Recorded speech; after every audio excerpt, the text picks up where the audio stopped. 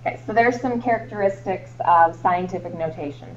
Part of it is, recognizing. Part of it is knowing when you have written scientific notation properly. Another part of it is we'll talk about how it looks on a calculator, because the whole reason behind scientific notation is scientists deal with numbers that are either very, very large or very, very small. When you talk about things that are microscopic, quantities, you have, 0.00000025, whatever. Okay, that's a very, very small number. Or when you talk about things as massive as planets and, light years and distances and things like that, you have numbers that are extremely large. Well, to do calculations with those, they soon realize that when your calculator only has a display that's, say, 15 characters, give or take, and yeah, scientists might have bigger calculators, but they decided or figured out that when you start multiplying two numbers that are very, very, very, very small, and you get something smaller yet, the calculator can't handle that because it can't show the answer. Not only can you not fit all those decimals in for one of them sometimes, but to try and multiply them is impossible because of the display. So they found a way to shorten up the representation of those numbers. It doesn't change the numbers, it just changes how they look. And that's what scientific notation gives us. So we can put those into a calculator. We can do calculations without having to use all the zeros involved. Yep. Isn't this where you have like 963 and then a bunch of zeros, and then you get it to like 9.63 to the whatever? Yeah. Awesome. So what scientific notation looks like, okay, and I'm going to give you an example.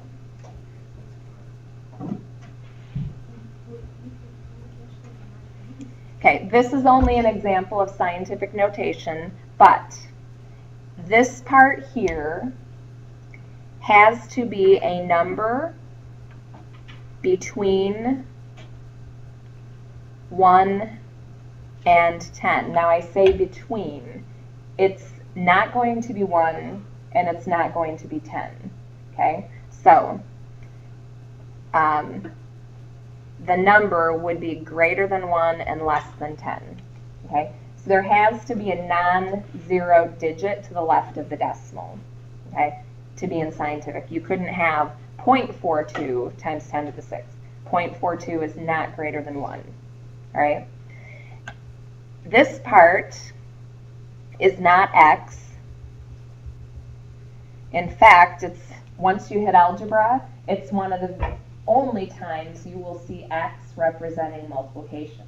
Usually once we start using variables, we start using dots, but for whatever reason they do not use a dot in scientific notation. They will use the x. For, like, to figure that out, would you move the decimal 6 places that way? Yep, we're going to talk about writing back and forth between forms, but for starters, I want you to be able to recognize when something is scientific and when it's not. Okay, the last part right here has to be a power of 10. 10 to an exponent. That exponent can be negative or positive, and the nice thing about scientific notation is in every other expression where we say, nope, you can't have a negative exponent, in scientific notation you can. It's the only time you are allowed to leave negative exponents, okay? So I could even make this negative 6. Yes. So we'll make that negative just so you realize you can have a negative or positive power of 10, all right?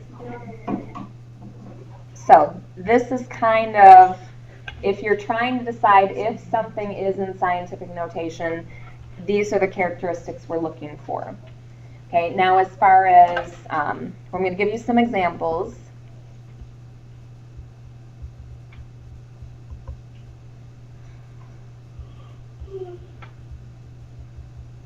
And you have to decide, is this scientific notation or not? And in the homework, not only do you have to say yes or no, but if you say no, you have to tell why not, what part is wrong, okay? So the first example, okay, is that scientific notation or not?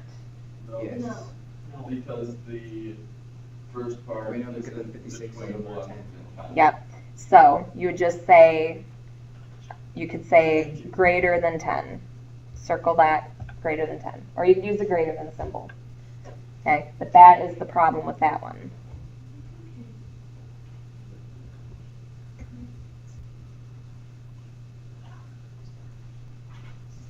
Is that line as a 10 because it can't be greater than 10? No. It's a 10 because multiplying by anything but 10 would change this number to a different number. 10, multiplying by 10, 100, 1,000 only moves your decimal. It doesn't change your number. You can never do anything with a 10. You always do something with, like... Right. The power of 10, There, okay. nothing. The power of 10 only moves the decimal, so instead of a number this big, we condense it to a number that big. Oh. That's why it's a power of 10. We don't want to change the number, we only want to move the decimal. So we're rewriting it in an equivalent form, but with the decimal in a different place, which shortens up the notation. Okay, so is this, why not? Okay, this one is less than 1. Outside. Nah. Oh, jeez, treat you like a dog. Yes. Yes. I think Okay. it's a good. If it's a yes, you don't have to give any explanation. Okay, one last one, Wait, where are the top ones now? because this is greater than 10. Remember, it has to be between 1 and 10. Oh, okay, okay. And this is less than 1. Okay, so you want to watch those. The decimal has to be in exactly the right place. Usually what you're looking for, again, is one non-zero digit to the left of the decimal. Okay, Will these be in our list? a couple maybe, 1 or 2. How about this one? So this is A. Yes. No. Yes. Oh, Oh, yes! Oh, I knew she was gonna do something like that. I win. What's the problem with this one? It's not 10. That's no, not a power of 10. So even the that one has to be just 10. This one has to be 10 exactly. Okay. Because every time I multiply by 10, my number doesn't change. I just add a 0, right? So, or if I divide by 10, I take away a 0, so it just moves my decimal, and that's really all we want to accomplish, to shorten the notation. So, now we need to talk about converting back and forth.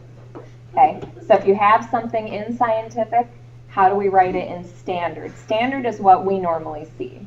Okay, if we have something in standard, how do we put it in scientific? We're going to convert back and forth. Okay, this is sometimes going into standard is usually easier for people. So let's do that first. Scientific to standard.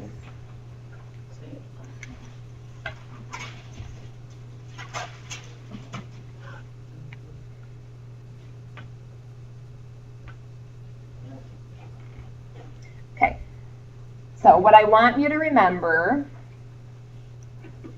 positive exponents equal large numbers, okay? Or go to the right. Yes. So when you're going into standard form, so we're taking the scientific notation away. Standard form is normal, what we're used to. We don't typically use scientific notation, okay? Now the reason I want you to make this connection is when you write your answer down, if you see a positive exponent, you should have a bigger number than this, okay? So your decimal is going to move to the right, because that's got to get bigger, right? Yeah. Okay, and not only is it going to move to the right, but it's going to move to the right 6 places from where it is currently. Okay, so give yourself some room. If I move 2 places, I don't have anything else beyond that, so we fill with zeros, okay? Fill with zeros. So I move 2 places. How many zeros am I going to need to move 4 more? 4. 1, 2, 3, 4. So I move 1, 2, 3, 4, 5, 6. Get your decimal in place, and then fill in with your commas. Every 3, right, gets a comma. Okay?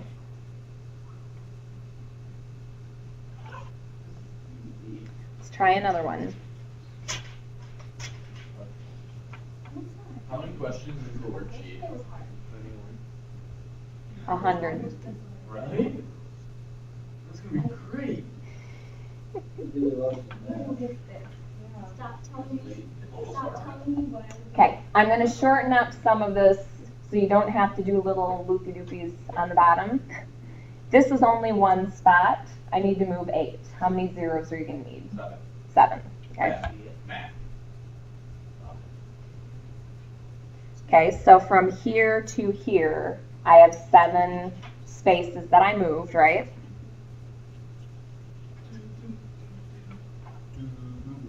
So we need to move 8 spaces, so we need 7 zeros. That'll save you a little bit of the on the bottom. Then you can fill in your commas.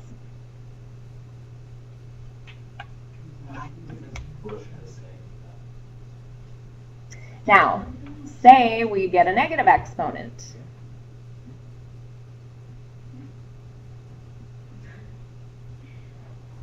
Goes to the left.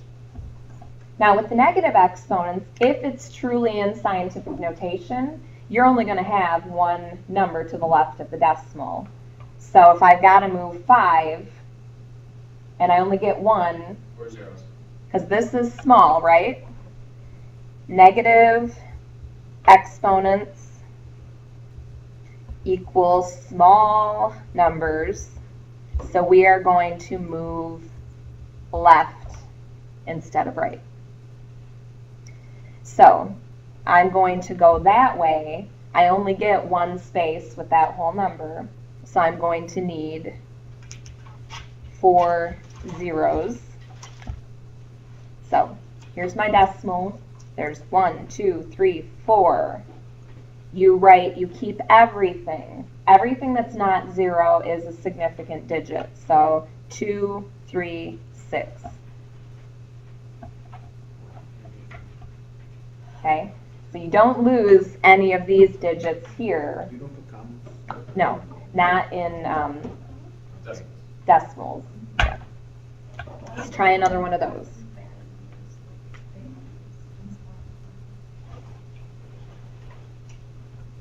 Okay, you guys try that one.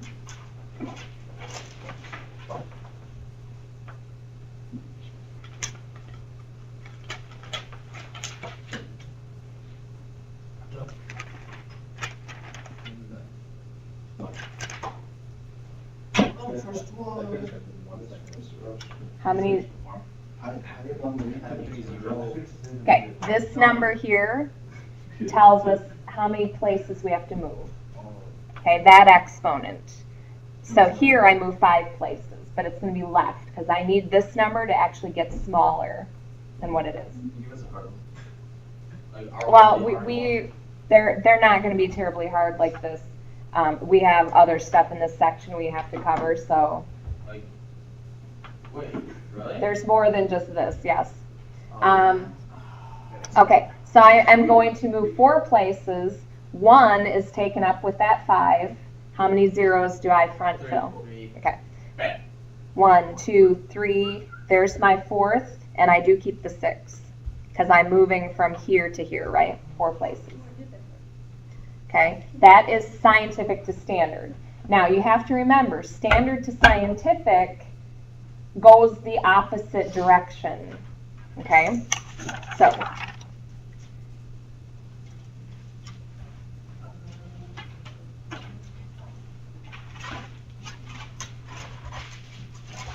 Standard to science. Oh, Yeah, this is still easy. okay, so you're starting with a very large or very small number. This is a large number. Okay, and what I want you to do, you look at the non-zero digits. Keep them all. But the goal is we're going to lose these zeros, okay? But you need to place your decimal in the right place when you're done. Right now, it's here. We don't normally write that. We don't include a decimal at the end if there are no hundreds, thousands, whatever. Okay, but we're going to keep all of these. So you're going to look at those. We're going to want our decimal to be there. Decimal should be here, because if it were 1 to the left, that would be less than 1, right? And if it were 1 to the right, that would be bigger than 10. So this number is between 1 and 10, all right? So we have 5.69. And you know it's got to be times 10 to a power, right? To the 7th power.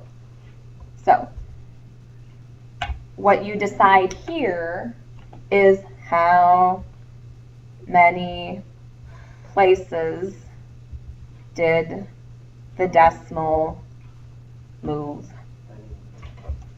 So I moved from here to here. Count the digits in between. How many do you have? 7.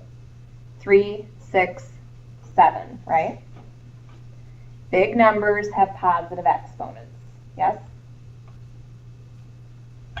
So even though my decimal is moving to the left, okay, this is going into scientific, moves to the left, increase your exponent. They add to your exponent. Does that make sense?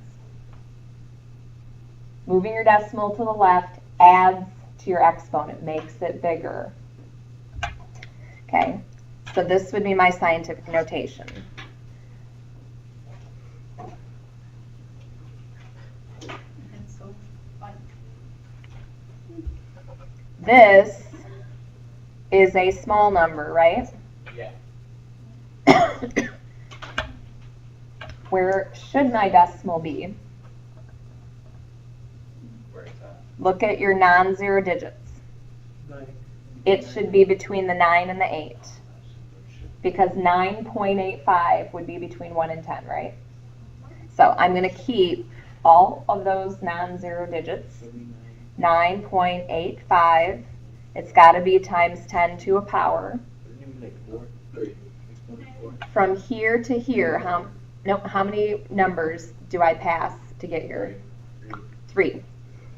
But remember, 3 is for big numbers. That's a positive exponent. -3. It's got to be negative.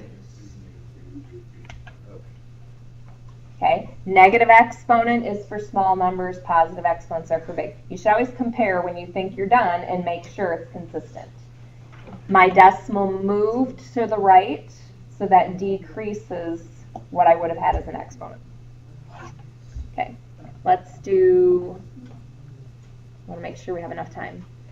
Is that all we're doing? No, There's much more. there's not much more, but there's, It's gonna be Okay. like fraction. Yeah. I always hate when fraction. She wants to get some sushi after this, I bet. No. I want sushi.